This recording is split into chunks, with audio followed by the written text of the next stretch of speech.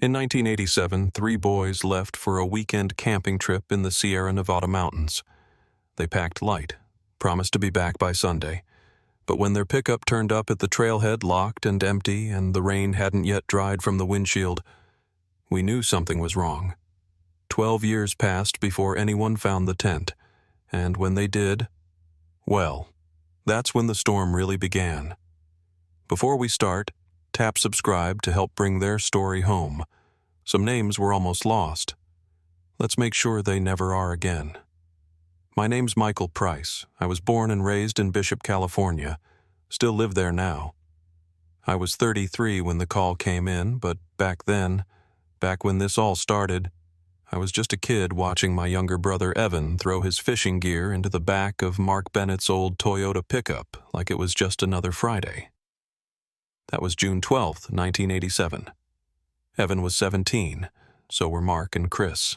The three of them had been stuck together since they were kids, neighbors, classmates, teammates. That kind of friendship you think will last forever until the real world starts pulling everyone in different directions. That summer was supposed to be their last hurrah before college. 3 days up at Lake Sabrina, just hiking, fishing, snapping Polaroids. I remember watching from the porch as they loaded the tent blue canvas, same one they always used.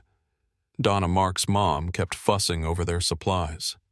My dad stood with his arms crossed, double-checking the trail maps like he was prepping for a military operation. Chris's little sister was scowling on the curb, mad she wasn't invited. The boys laughed it all off, said they'd be back before we even missed them. The weather forecast was clean sunshine, maybe a light shower. Nothing to worry about. I remember that drive away.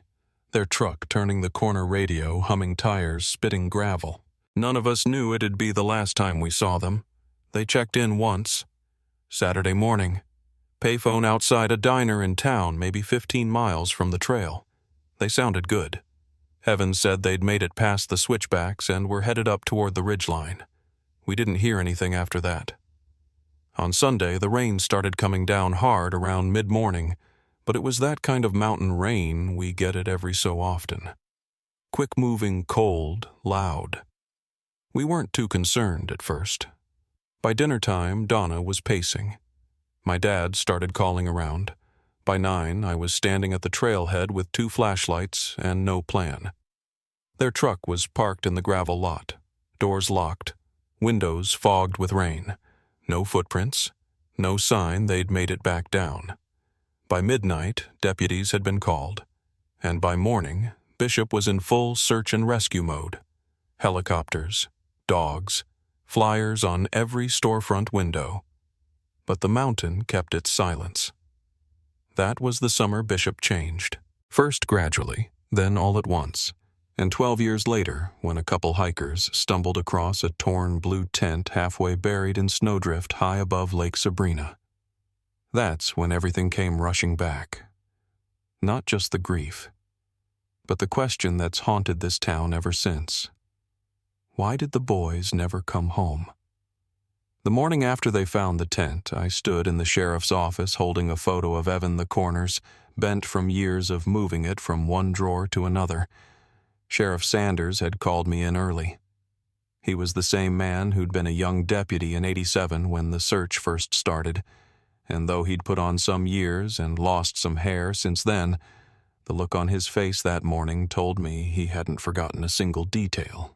He said they'd cordoned off the area and were waiting on the forensic team before touching anything. I nodded, but my mind was already up there trying to picture it. This tent we'd all stopped believing existed still out there through 12 winters, buried and silent. Donna arrived next Mark's mother. She walked in without a coat, her fingers white and clenched around the same school photo I'd seen on her mantel since I was a kid. Chris's dad, Ed, followed not long after, quiet, as always. He and my dad had drifted apart over the years, but they still nodded when they saw each other like men who'd shared the same long ache. The trail up to the ridge hadn't changed much, but the hike to the site was harder than I remembered. Maybe that was just age catching up. Sheriff Sanders led the way with 2 deputies and a forensic tech named Sarah Holland. She was younger but serious. No one said much as we picked our way through the brush and loose rock. Then we saw it just where the hikers said it'd be. The canvas was faded and split, one side half-pinned beneath a fallen limb. Snowmelt trickled past the entrance. Inside were 3 sleeping bags laid out shoulder to shoulder, damp with mildew but untouched. A Polaroid camera sat at the foot of one bag, warped and water-stained. Mark's notebook was still tucked beneath his bag like he'd meant to write in it again. Sarah opened it carefully, page by page, until she reached the last entry. June 14th. The handwriting was faint, the ink blurred, but I could make it out. We hear voices. Someone is out there. Not sure if it's help or not. She handed it to me, and for a second I couldn't speak. I remembered Evan's voice in the woods when we were kids, calling my name during hide and seek, always calm, always sure he'd be the one to find me first. This didn't sound like him. It didn't sound like any of them. The forensic team worked through the day, cataloging everything: empty granola wrappers, crushed water bottles, torn socks, and a pile of old Polaroids, most too faded to make out. The ones that survived showed the boys in raincoats standing near a stream swollen with runoff. In one, Evan was looking off into the trees, jaw set the way he used to when he was trying to hear something. In another, Chris had his hand on Mark's shoulder, both of them smiling tight like they were putting on a brave face. One photo, dated June 13th, stopped everyone cold. Just behind the tent, near the edge of the frame, a tall, shadowy figure stood among the trees. The outline was blurred, but there was a visible patch on the jacket. Sheriff Sanders squinted, then asked Sarah to enhance it when we got back. That night, Donna sat in her son's room for the first time in years. She called me and said nothing at first, just left the phone open while I listened to the quiet creak of the floorboards. I told her I'd found another entry in Mark's notebook. Nothing long, just a line from the day before storm coming. Evan nervous. That's how fast it had happened. They'd checked in on Friday laughing. Saturday, the storm hit. Sunday, they were gone. At the sheriff's office, Sanders pulled every file from the original case maps, interviews, search logs, everything. Sarah spent hours working on that one photograph. When she blew it up and adjusted the contrast, the patch on the jacket became clearer. She circled it in red and handed it over. Forest Service, she said. From the old uniform set, used in the 80s. It was enough for Sanders to make some calls. Retired Ranger Ed McKinnon met us the next day with a binder full of old rosters. That's one of ours, he said, pointing to the photo. But only 7 of us wore that patch back then. Most had retired or moved out of state. But one name stopped us. Jim Harlow. Loner. Quiet. Didn't like people camping off trail. He'd filed a complaint about hikers just weeks before the storm in '87 claimed they were disturbing wildlife and leaving trash behind. Harlow quit his post right after the boys disappeared. No forwarding address. No one had seen him since. While Sanders and his team started tracking down the old rangers, I went back to the tent. I needed to see it again. I don't know why. Maybe I thought I'd noticed something the others had missed. I sat on a rock near the tree line and closed my eyes listening. But there was nothing. No birds. No breeze. Just that stillness you only get up in the mountains after snow. That's when Sarah called. She'd been looking at one of the Polaroids again, the one of Evan staring into the trees. She'd noticed something in the background. A second figure. Almost hidden. Just the brim of a ranger's hat peeking out from behind a trunk. We didn't tell the families right away. There wasn't much to go on, and nobody wanted to light a fire under old rumors. But the truth is, word spreads fast in a town like Bishop. Within a day, people were talking. Some said the boys had been found. Others swore it was a murder cover-up. A few brought up the legend of the hermit, the one who lived deep in the range and didn't take kindly to trespassers. Sanders held a town hall to quiet the noise. Told everyone they'd follow the facts no matter where they led. No arrests, no accusations. Just a reopened case and a promise. but that night something happened that still sticks with me. Donna had gone up into her attic to look through old boxes, Mark's soccer trophies, yearbooks, field gear. She found a toy walkie-talkie they used to play with. On a whim, she put in fresh batteries and switched it on. Nothing but static. Then for just a second she swore she heard faint voices. Maybe it was a glitch, maybe not, but I remember her voice when she called me. Not scared, just quiet, like she was listening to something I couldn't hear. And the next morning, deputies reached Harlow's old cabin. It had been swallowed by the forest boards falling and moss covering the walls. But inside, beneath the floorboards, they found a box of ranger badges, old maps, and a weather log. One entry, dated the week of the storm, read, "Saw 3 boys. Warned them. They didn't listen. Storm too strong." And further down, in jagged handwriting, voices again.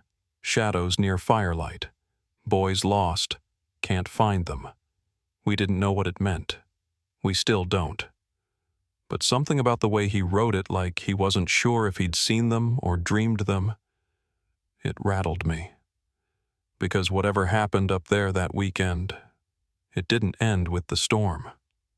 It started with it. And somewhere out in those woods, something was still waiting to be found.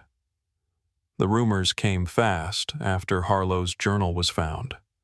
Some folks in town saw it as confirmation that he'd snapped, done something, covered it up. Others didn't want to believe he was involved at all. They remembered him as the guy who handed out trail maps to lost tourists who once helped rescue a kid who wandered off during a summer hike. But I remembered something else. A few months after the storm, back when the search was still going, he showed up at a community meeting. Didn't say much. Just stood in the back with his arms folded, staring at the maps like he knew exactly where the boys had gone, but wasn't going to say.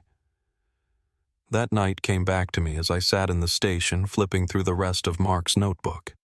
The ink was smeared, most of the entries cut off mid-sentence, but a few stuck out. June 13th, can't get fire started. Evan, anxious. Wind howling. Then later June 14th. We hear voices. Someone out there. Don't know if it's help. I knew Evan. He wasn't the kind of person to panic easily. And if he'd been scared enough to write that down, something had changed. I asked Sanders if I could go through the rest of the Polaroids again. One of them showed Evan sitting near the edge of camp, his face turned toward the trees. His expression wasn't right. Not fear exactly, but something close. His jaw was clenched, eyes locked on something we couldn't see. Sarah joined me. She'd been studying the photos frame by frame, looking for anything that might give us a direction. She held one up to the light, one we'd dismissed at first too dark, too blurred. But this time, we saw it. Way in the back behind Evan, behind the line of trees, there was a shape. It was hard to make out just the top of a head, maybe a shoulder, but enough to know someone had been watching, or following. The next morning, Sanders expanded the search perimeter. We pulled out the old maps, the ones marked up during the original rescue effort, and started cross-referencing them with the new evidence. A few of the volunteers from back then came out to help. Retired teachers, an old EMT, even the guy who used to run the gas station. Most of them hadn't seen each other in years. You could tell they hadn't forgotten. We moved slow through the tree line. Every now and then, someone would find a weathered scrap of tape or a faded search ribbon still tied to a branch. Every one of them was like a ghost from 1987, reminders of how hard people had tried, and how none of it had been enough.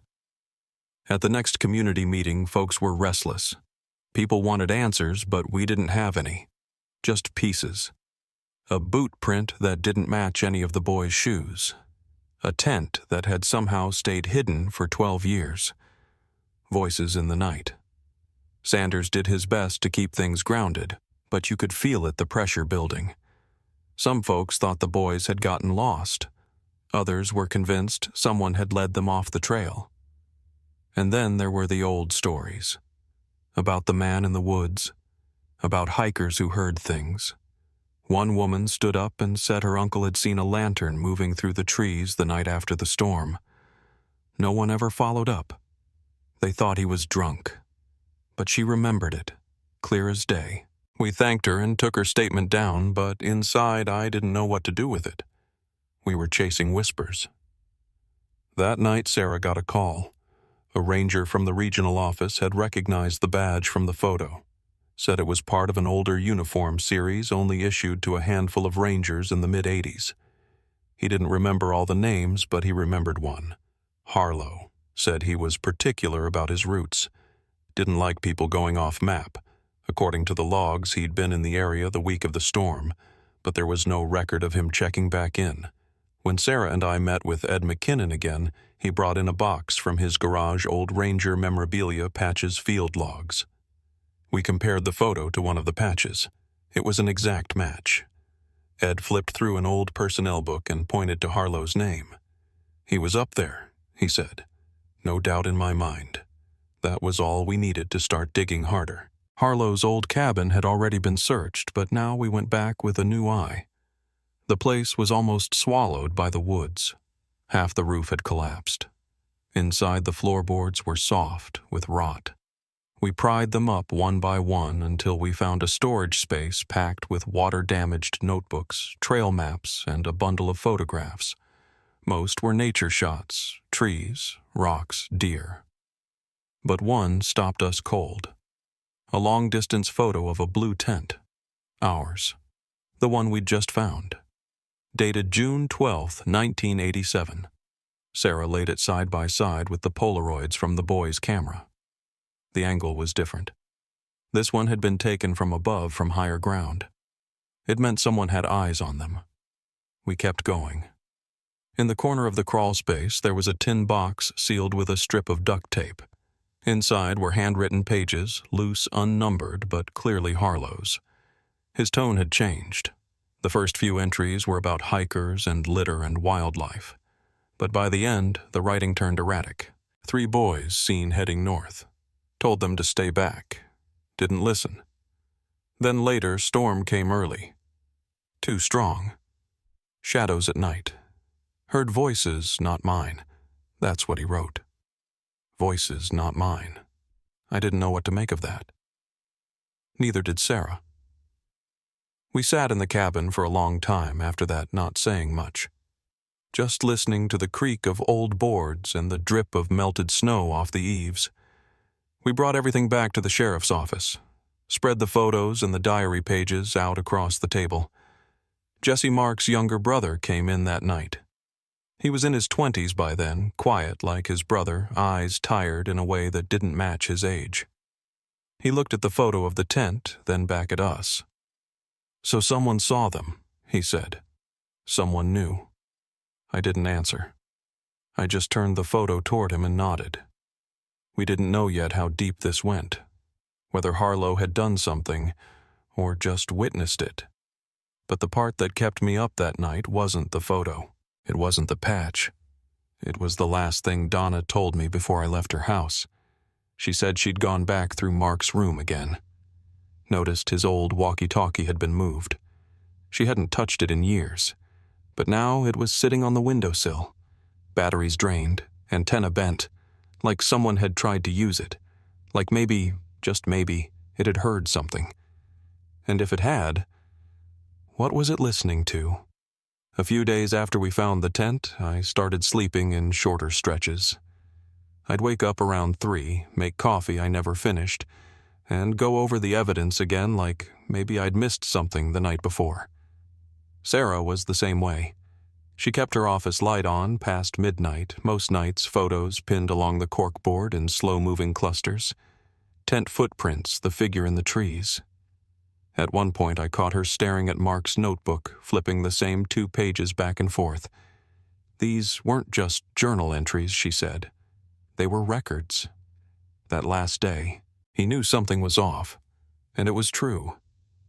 The handwriting changed after the storm hit. There was tension in the way he wrote. Sentences got shorter, spacing grew tighter. It was like he was running out of time and trying to get everything down before something or someone closed in. But it wasn't just Mark's notes that stuck with me. It was the gaps. The stretch of time between that final call home and when the tent went quiet. Something had to have happened in those hours. Something they didn't expect and that we still couldn't explain. The thing about a small town like Bishop is silence doesn't last long. Word spread that Harlow's cabin had been searched again and that the photos and journal entries were being looked at. People started showing up to the station with memories they hadn't mentioned back in '87.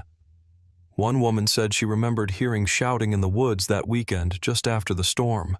Another man claimed his dog had gone missing from his truck that night and came back the next morning covered in burrs and shaking. Most of it didn't amount to anything. But it stirred something in me, this quiet realization that maybe we'd all convinced ourselves too quickly that they were just gone. Like we didn't know what else to do with the ache. Donna invited me over that weekend. It was raining again, soft and steady. She had all of Mark's things out on the dining table, his compass, old trail permits, a crumpled map with penciled notes. This was their route, she said. At least the one they showed us. But when I traced the lines with my finger, I noticed something strange. The ridge where we'd found the tent wasn't on it, not even close. It was nearly 2 miles east, past a tree line that most hikers didn't go near. If the boys had ended up there, it meant they'd veered off the trail either intentionally or because they were running from something. Sarah brought in a contact from the university, someone who specialized in forensic botany. She had him take samples from the tent canvas and the ground around it. A week later, we had an answer that changed everything. This tent hasn't been exposed for 12 years, she said. The moss growth, the lichen patterns, this was buried, recently unearthed. Maybe by the storm, maybe not. But someone hid it. That hit hard. Because if someone had hidden it, that meant someone knew it was there. Someone had kept it quiet for over a decade. Jesse came by the station that afternoon. He'd been quieter than usual since the second photo of the ranger hat surfaced. But I could tell something was turning over in his head. He pulled a small metal object from his coat pocket. It was a compass, worn scratched initials barely visible. I found it near the ridge, he said, buried under a ledge. He got this for his 12th birthday. I gave it to him. We sent it off for prints, but I didn't need the lab to tell me it was Mark's. You could feel it holding it in your hand, like something still lived inside it. That same day, Sarah and I returned to the site with fresh eyes. The air was sharper, the ground slick from rain, but something about the silence up there felt different this time. Less empty. As we retraced the steps between the ridge and the trailhead, Sarah pointed to a rock shelf just above the path. They could have used this to look back, see who was behind them. And when she said it, I realized what had been bothering me all along. They weren't just lost. They were being followed. Back at the station, we laid out everything again. Tent photos, the voice entries, the 2 figures in the trees, Harlow's journal, and now the compass. It all pointed to one thing: these boys didn't just disappear. They were watched, tracked, and for some reason they ran. But even with all the pieces on the board, we still didn't have the picture. We didn't know who they'd seen, or why none of them ever made it home. That night I stayed up again, pacing my front porch under a buzzing porch light. Donna had called earlier. No new dreams, no new memories, just silence. She said she kept thinking about Mark's last words. We hear voices, not sure if it's help or not. It was the uncertainty in that sentence that got to her, the way he wasn't sure. And maybe that's what this all came down to. Not just what happened, but who those voices belonged to, and whether the boys made the wrong choice when they listened. It was Jesse who found it. He'd gone up to the ridge again with a small search crew volunteers, mostly a few retired firemen, 1 or 2 people who'd been part of the original search back in '87. They were combing through the eastern slope above the tree line, just below the outcrop near the tent site, the same route the boys would have taken if they'd tried to climb higher for visibility or shelter. The air was thin up there, wind sharper than it should have been for early spring. Jesse called me that afternoon, voice steady but tight, and said, "We found something. You should come up."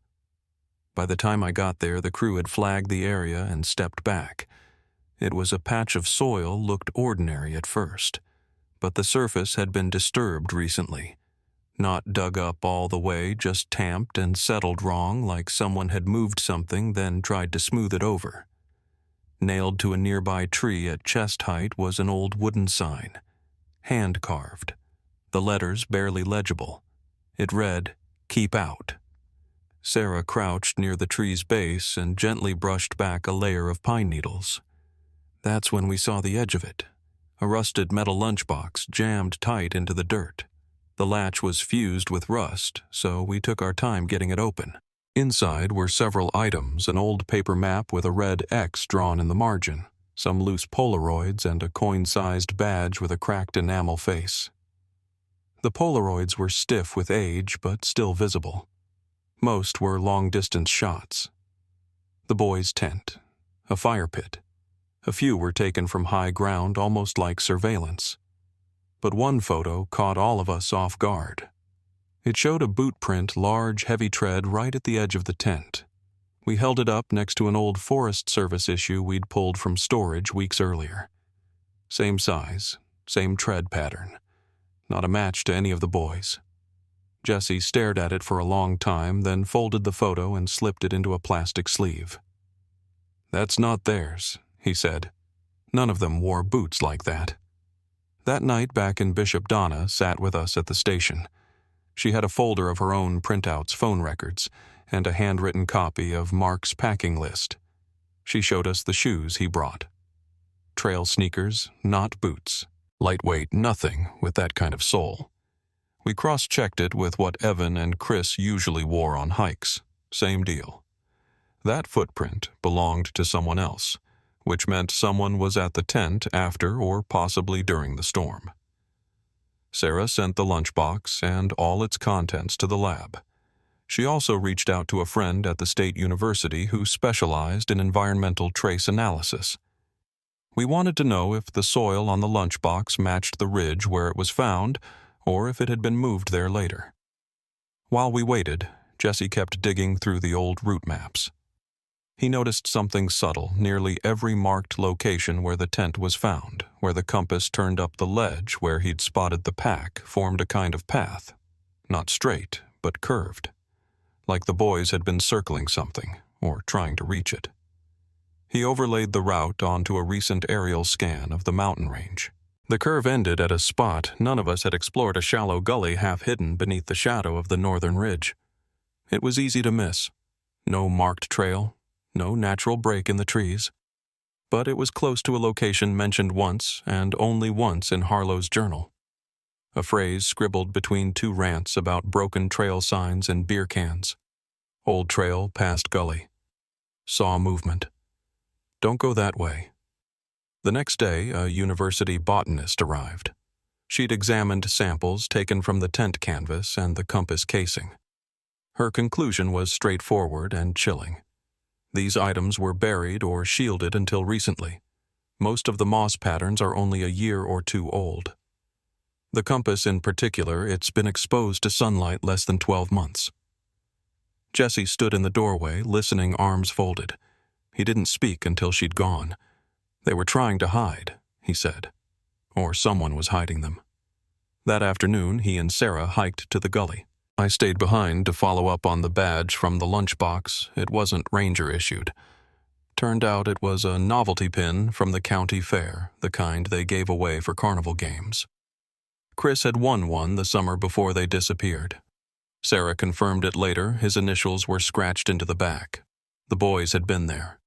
The gully wasn't just a waypoint. It was part of their path, and somewhere along that path they'd tried to leave signs. Pieces of themselves, but for 12 years, we'd been looking in the wrong places. That night, Jesse called again. They'd found something else. Near the base of a rock ledge barely sticking out from under a slab of granite was a scrap of canvas, faded blue, torn along one edge, same material as the tent. Wedged inside it was a water-damaged piece of notebook paper. Only a few words were legible. but the last line was clear. Not alone. He held it in his hands as Sarah read it aloud. The silence afterward stretched. None of us wanted to be the first to say what we were thinking, because if they weren't alone, then someone out there had watched them, stayed near, close enough to leave footprints, close enough to hear their voices, and maybe close enough to silence them. We didn't know who. Not yet. But now we were sure of one thing. The mountain hadn't just buried them. Someone had helped. The morning we left for the cabin, there was still frost clinging to the porch railings even though the calendar said spring. Jesse met me just before dawn, backpack already slung over his shoulder compass clipped to his belt. Sarah joined us a few minutes later, bleary-eyed but focused with a printed satellite map folded under her arm. The three of us didn't talk much on the drive. The road twisted up into the hills past creeks still running high with meltwater and deer trails that cut across in quick blurs. We passed the marker near the old trailhead, the one with their names etched into stone. We didn't stop. By mid-morning, we'd crossed the ridge and moved into a stretch of forest I'd only seen marked on old maps. The trees grew closer here, thinner trunks, but packed tight, their tops woven so close the light filtered through in scattered bands. The air smelled like wet bark and pine needles. Jesse pointed out a cairn someone had built along a bend in the trail. The stones weren't stacked naturally. Each one had a line of blue paint across the center, same shade we'd seen on the stones arranged near the ridge last week. Same person, Sarah said, or same group. They were marking something. We followed the painted markers uphill, then across a slope that hadn't seen a human boot in years. About half a mile beyond the last painted stone, we came across the cabin, if you could still call it that. The roof had half collapsed, and the windows were missing their panes, the frames sagging inward like tired lungs. But the bones of it were still standing. The door creaked open on its hinges. Inside, dust curled in the slanted light. There was a pile of old furniture chairs stacked like a barricade against one wall, a rusted stove in the corner, and a rotted mattress curled in on itself like something had been hiding inside it. Sarah scanned the floor with a UV light. No blood, no recent prints. But in the far corner, tucked behind a collapsed chair frame, she spotted something small. A child's shoe. Brown canvas barely scuffed. Too clean to have been there since '87. She lifted it gently and turned it over. Inside was a torn scrap of paper. Just one word written in black ink, Evan. Jesse sat down on the steps outside. He didn't speak. He just stared out into the trees like he was trying to hear something the rest of us couldn't. I opened the map Sarah had brought and traced the markings we'd found over the last 3 weeks' tent compass lunchbox cairns. There was a pattern, and it led past this cabin, continuing northeast. A trail, almost, one that shouldn't have existed. Sarah said it first. If they were moving, it wasn't random. They were trying to get somewhere. That evening, we met with Sheriff Sanders and laid out the new findings. He took one look at the shoe, then the note, and nodded. We opened the search, he said. First light. That night, Jesse stayed at my place. We sat out back, passing a flashlight between us as we looked over the old maps again. His voice was quiet when he finally spoke. He wasn't supposed to be there, Mike. He was the careful one. Mark was reckless. Chris always joked. But Evan, he packed extra matches just in case. He didn't wander. He planned, so if they ended up at that cabin, they were scared. I didn't have anything to say to that. I just circled the next location on the map. The old mining tunnel. It was marked on maps from the 1950s, but hadn't been used in decades. Sarah had found it circled in red on the torn map from the lunchbox. It was our next stop. The search party left early.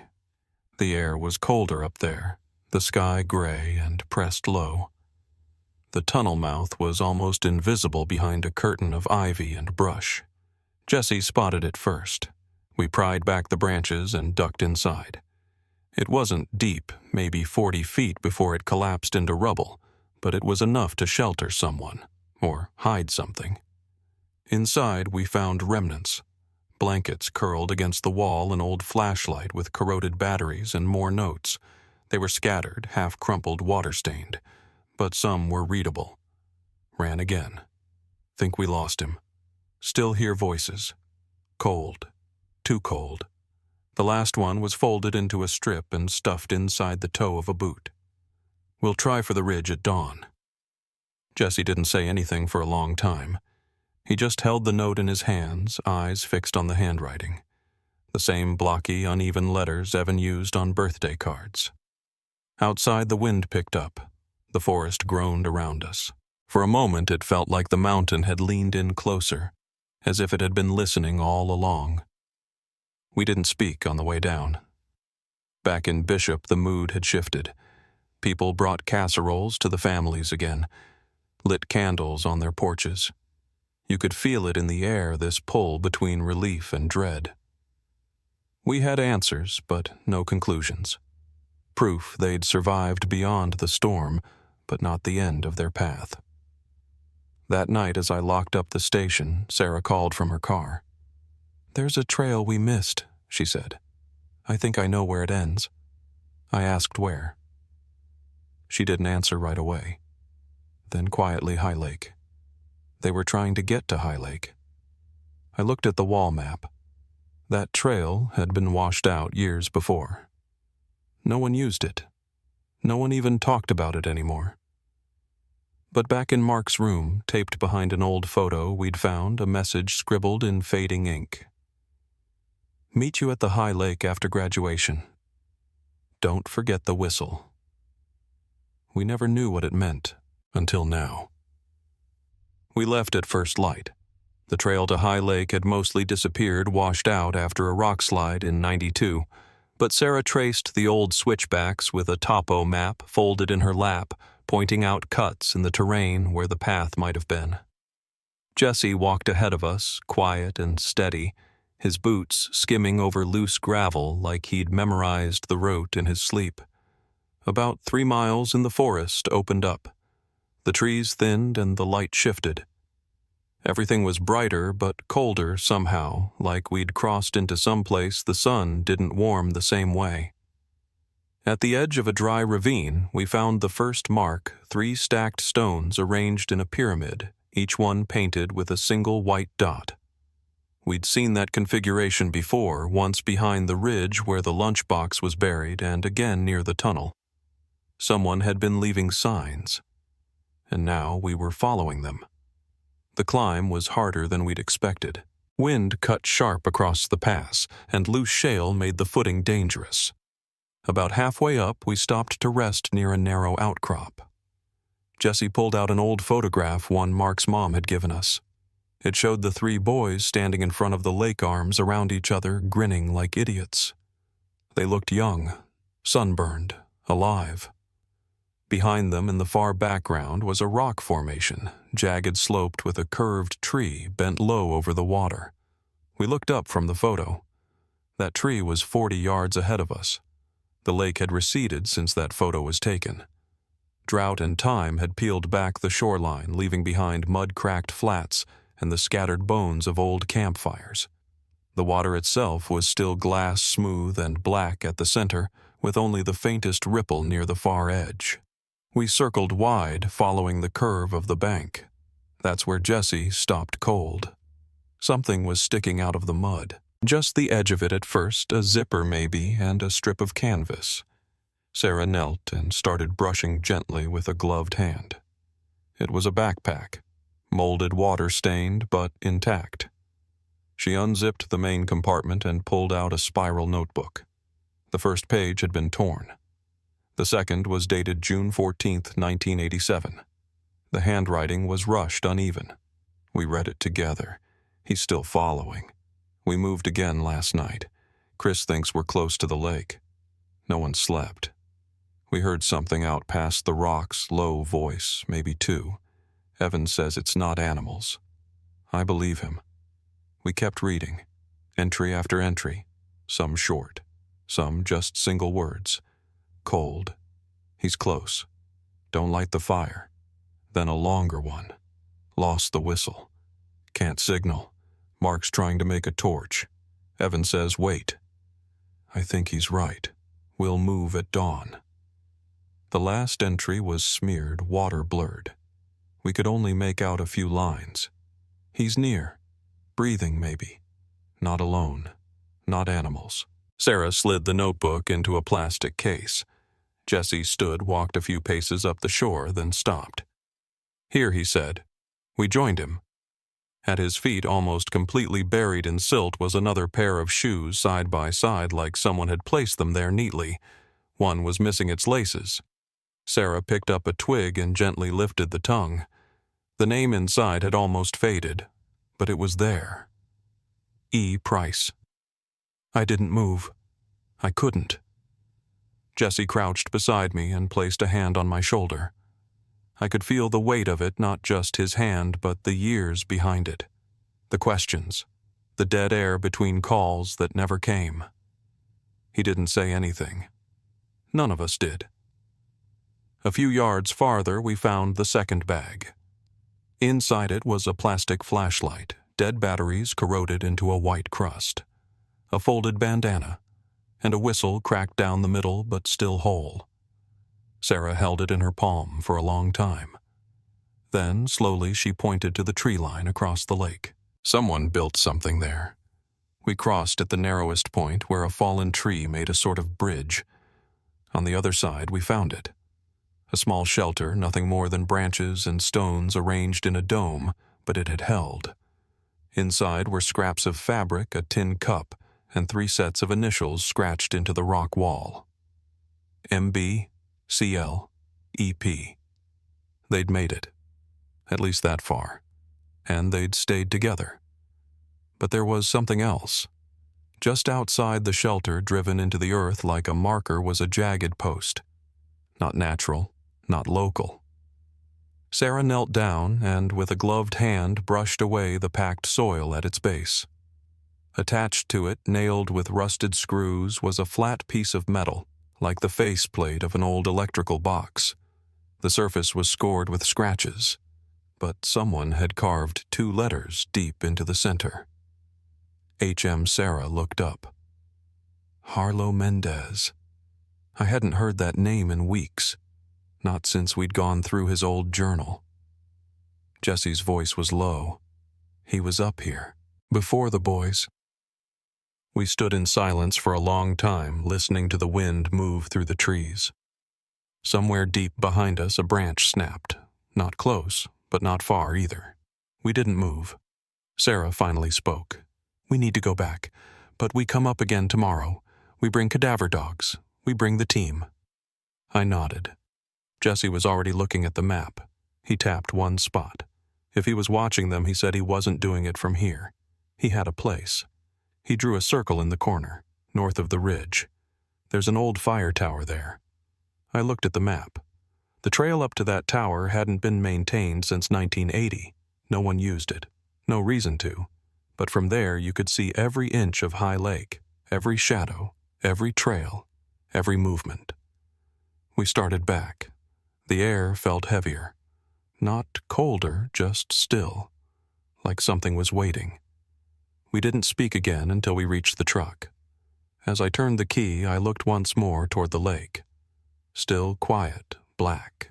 I couldn't stop thinking about the shoes, the way they were placed, not dropped, not kicked off. Set down, deliberate, like someone wanted them to be found, or remembered.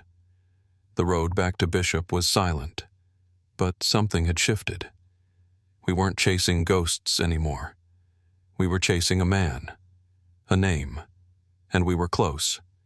We went up before dawn, brought 2 cadaver dogs, a forensics tech, and 3 officers from the county search and rescue team. Jesse rode up front with Sarah. I sat in the back with the gear, trying not to rehearse what we might find. The trail to the tower had grown over thorned brush, rotting logs, wet earth slick enough to take your legs out from under you. We moved slow, careful not to disturb anything more than we had to. Halfway up the slope, one of the dogs gave a short, sharp bark, then froze. Her handler gave the signal, and we watched as she circled the edge of a ravine, nose down, tail stiff. She whined, then scratched once at the ground. We marked it and moved on. It wasn't the last time. By the time we reached the tower, the air had gone still. No birds, no wind, just the sound of our boots on damp wood as we stepped up onto the old deck. The structure leaned slightly, but it held. Inside it was worse than we expected. Broken equipment, rusted tools, a camping stove still folded on the ground. But tucked into the far corner, neatly intentionally, was a canvas satchel. Jessie picked it up with gloved hands. Inside was a bundle of documents rolled and tied with twine and a cassette recorder wrapped in cloth. Sarah unspooled the twine and began scanning the pages.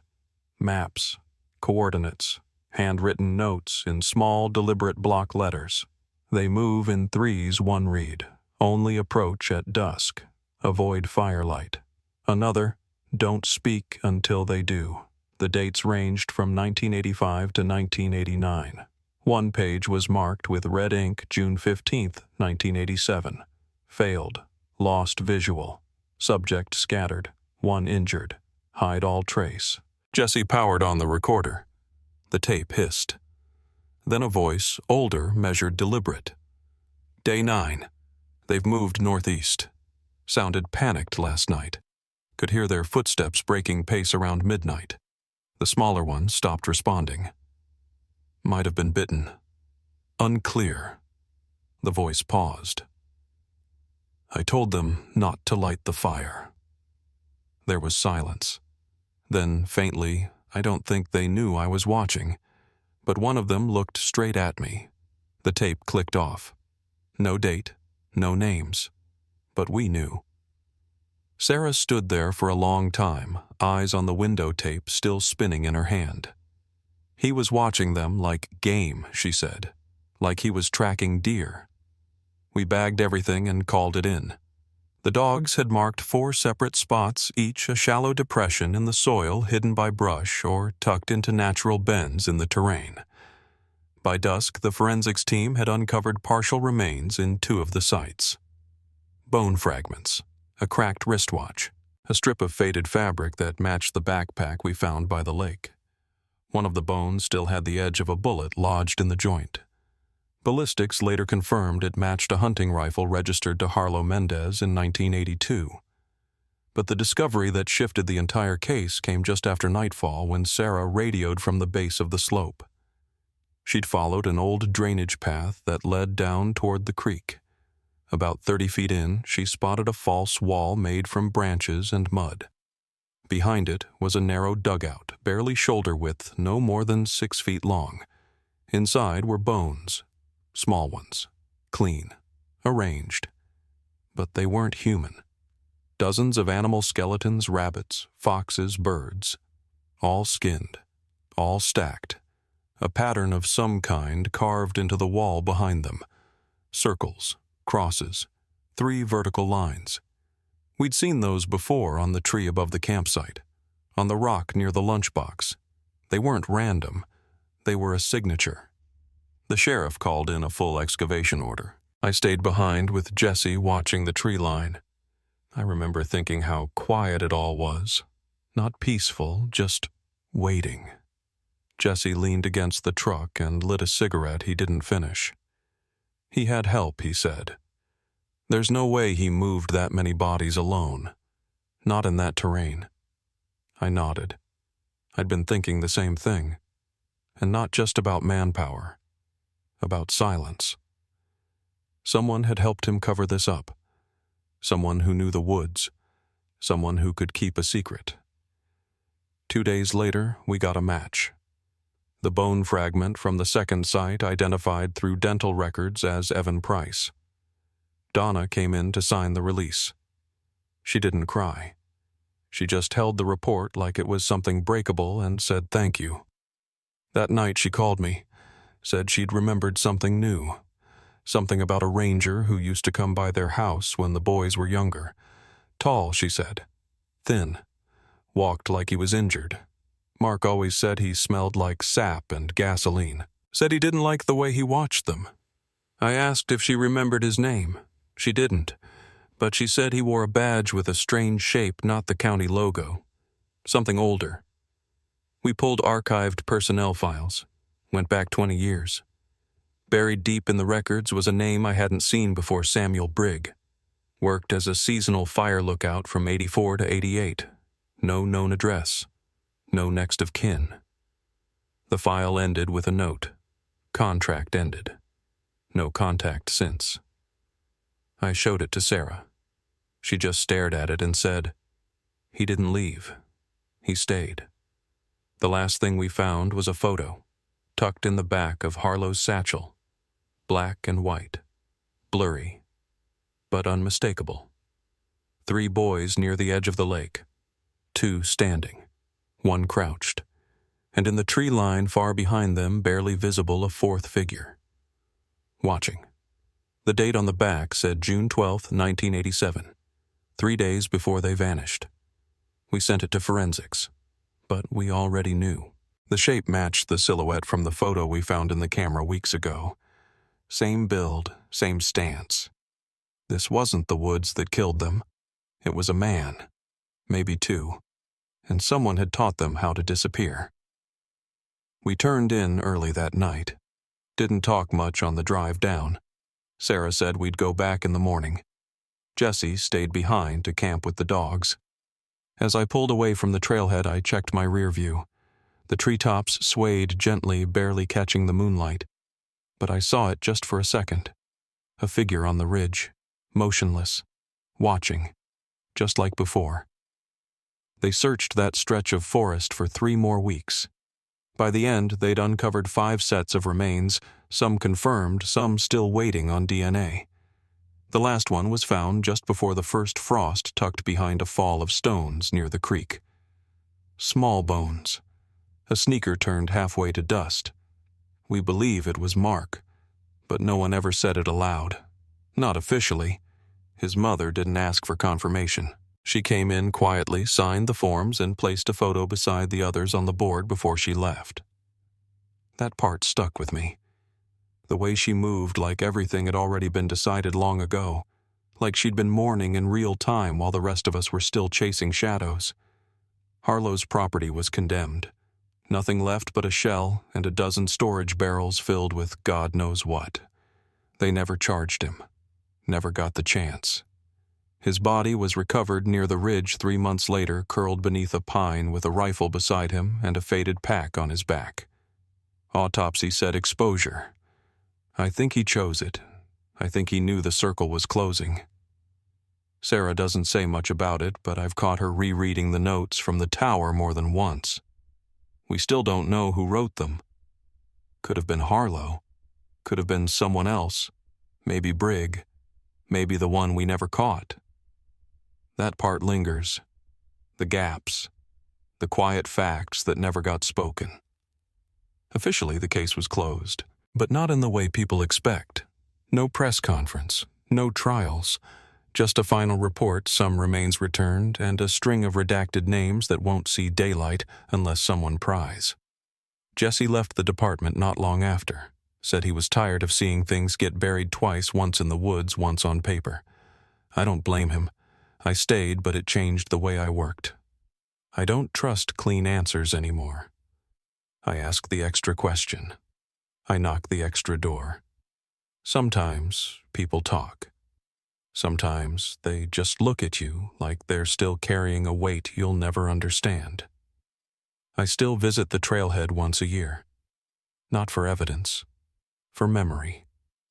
I bring a little white flag with each name written in marker. I plant them where the wind can reach. I don't think anyone sees them but the birds. That's fine. They're not for the living. People ask me sometimes what I think really happened. If there was more than one. If it was a cult. A network. Something bigger than one man with a rifle and a warped sense of order. I tell them I don't know. Because I don't. But I believe there's always someone who sees even when they pretend not to. Someone who hears a scream and looks away. Someone who helps hide the trail because it's easier than admitting they recognize the footprints. This story didn't end with an arrest. It ended with names remembered. with questions asked out loud, and with one simple truth that doesn't go away: not everything gets buried deep enough to stay lost. If this story stayed with you, consider sharing it, so no name gets left behind.